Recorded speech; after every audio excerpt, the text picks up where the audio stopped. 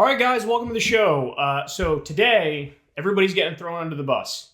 You have Biden throwing his staffers under the bus, so his staffers in turn throwing him under the bus.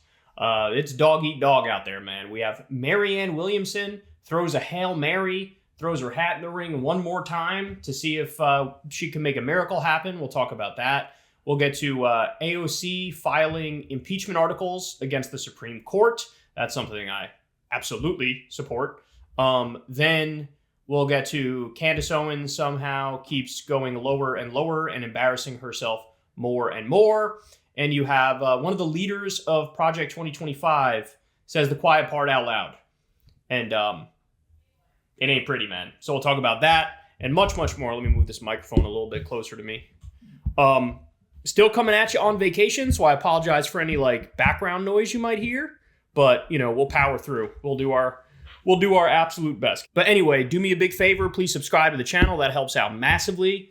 Costs you nothing. Also, if you're so inclined, you can support the show on Patreon. That link is below. Or tip on YouTube. That's welcome as well. And there's no Crystal, Kyle, and friends this week because, as you can see, there's a gorgeous beach behind me. And I'm going to pretend like we're not living in a rotting, crumbling empire where everything is getting worse every single day.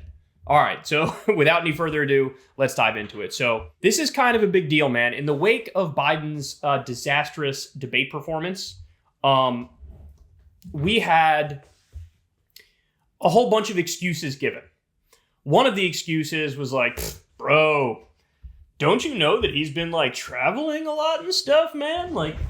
That's why. That's why he had such a bad night. He was just traveling and, he was jet lagged and stuff. They said that, but come to find out, his travel concluded 2 weeks ago. So the whole it's jet lag or whatever, that does not add up. Not even close. Then you have, of course, he was overprepared and they gave him too many facts and numbers and statistics and really he just needed to project confidence. And we've had these laundry list of excuses that were given. And one of the excuses is, look, his staffers don't know what the fuck they're doing. It's his staffers' problem. It's their fault. It's not Biden's fault. It's their fault. Well, guess what?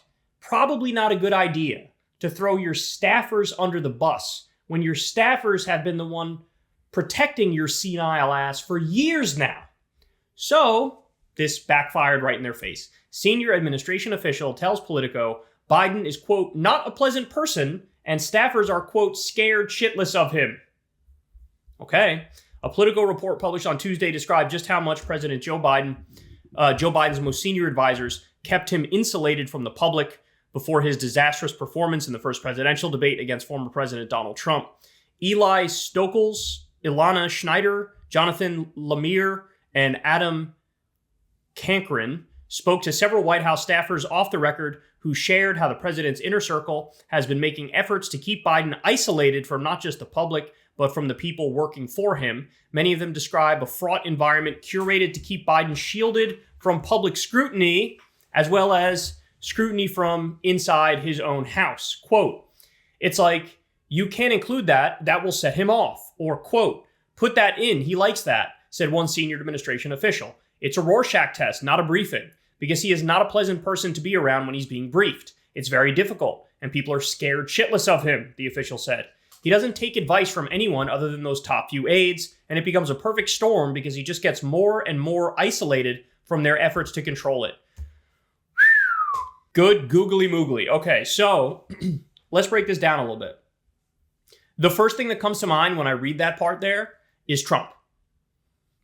Very famously, Trump said, you have to keep the briefings really, really short, like a Cliff Notes version of the briefing. And Trump's own people said, you have to put Trump's name in the briefing a bunch so that it can keep his attention, right? So he was a menace to deal with. Nobody wanted to deal with Trump when he was doing his briefings and stuff like that.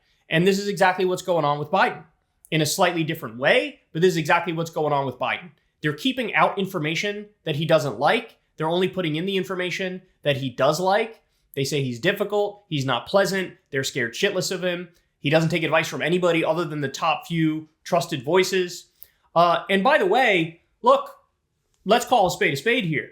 The fact that the staffers are admitting this is also a pox on the House of the Staffers, Because the staffers, you're supposed to say, I don't care how he reacts to it. I need to give the president all of the facts. To just act like it's okay to curate it and filter it and not give him all of the straight dope because you're trying to avoid getting into an uncomfortable back and forth. I mean, what sort of a ridiculous training wheels ass situation is that?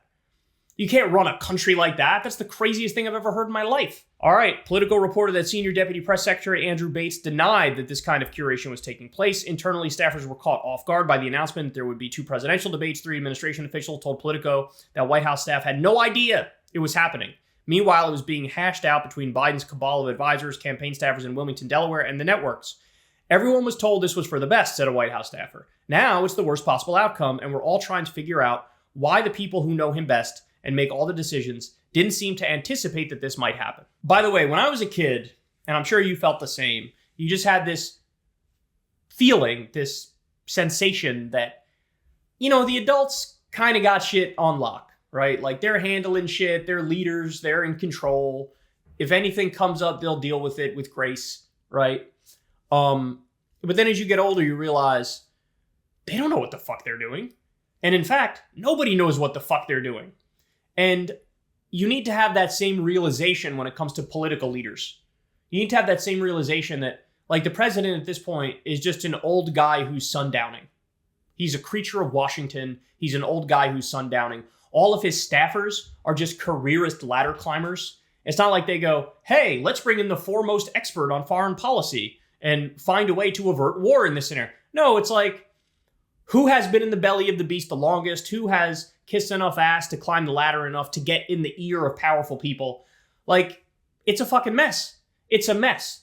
But what the Biden team is learning here is that, look, you throw the staffers under the bus, well, they're going to throw you under the bus because guess what?